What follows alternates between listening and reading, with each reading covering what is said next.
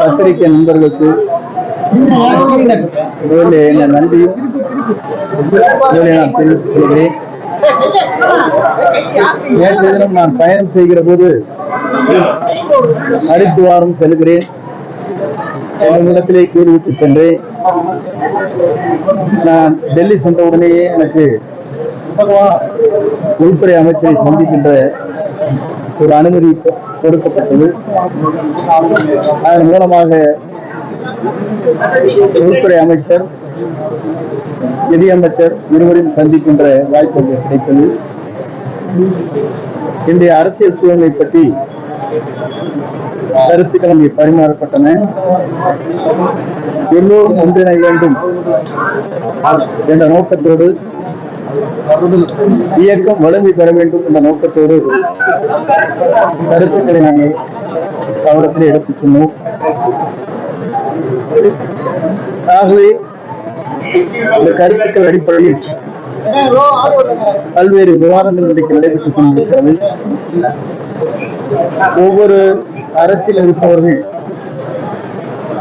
அவர்களுக்கு ஏற்ப தங்களுடைய விருப்பங்களை தெரிவித்து வருகிற இந்த நேரத்தில் ஒவ்வொருவருக்கும் ஜனநாயக உரிமை இருக்கிறது என்ற அடிப்படையில் தங்கள் கருத்துக்களை வெளிப்படுத்துவது, அவர்களுடைய உணர்வுகளை வெளிப்படுத்துவது என்பது உண்மையை வரவேற்கத்தக்க ஒன்று.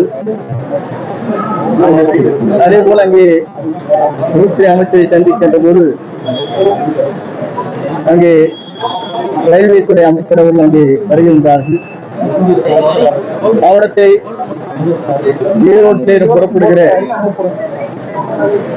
நம்முடைய எக்ஸ்பிரஸ் ஏற்காடு அங்கே முதலில் இருந்த நேரம் 10 மணி அளவிலே புறப்பட்ட நேரம் ஒன்று. ஆனால் அது இப்போது முன்கூட்டியே செல்வதன் காரணமாக அங்கே பொதுமக்கள், வியாபாரிகள், மாணவர்கள் செல்வது கொஞ்சம் கடினமாக இருக்கிறது. காலை 3 மணி அளவிலேயே இங்கே சென்னை சென்று விடுகிறது.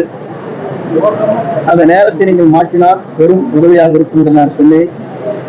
அப்போது அவர் உள்துறை அமைச்சர் அவருடைய லான்ச்சிலே இருக்கின்ற போது, தனியாக இருக்கின்ற போது அதை சொன்னவுடன் அதை குறிப்பிட்டார்கள் என்று சொன்னார்கள். அதை பரிசீலிப்பதாக சொன்னார்கள். மக்கள் பணி அனைத்தும் செய்வதற்கும், இயக்கம் வழி பெறுவதற்கும் உங்கள் அனைவரோடு ஒத்துழைப்போடு அந்த பணிகளை தொடர்ந்து ஆற்றுவேன் என்பதை மகிழ்ச்சியோடு தெரிவித்துக் கொள்கிறேன். நன்றி.